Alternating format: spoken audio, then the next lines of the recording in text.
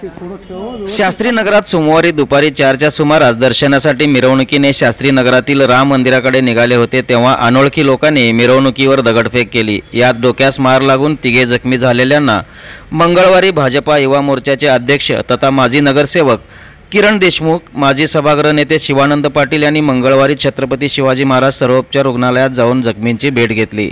यावेळी माजी नगरसेवक किरण देशमुख यांनी जखमीशी संवाद साधून डॉक्टरांना योग्य पद्धतीने उपचार करण्याच्या सूचना यावेळी डॉक्टर देशमुखांनी दिल्या।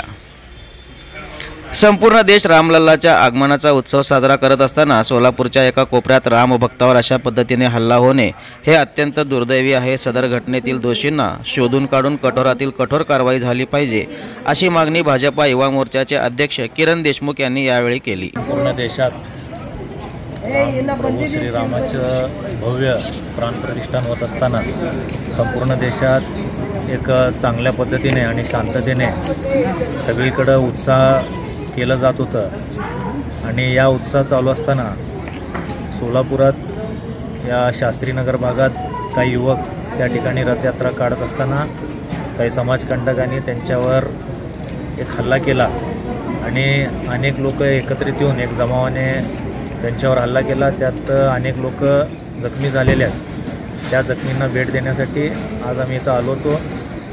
मी पोलीस प्रशासनांना विनंती करतो की हे जे समाजकंटक आहेत, जे जाती धर्मात तेढ निर्माण करायचं पाहत आहेत, त्यांना वेळेस आळा घालावा आणि कडक कारवाई करावं आणि अशा जे कोणी असतील त्यांना कडक कारवाई करून एक समाजात एक चांगल्या पद्धतीचं आपण उदाहरण पोलीस प्रशासनाकडनं व्हावं, एवढंच विनंती।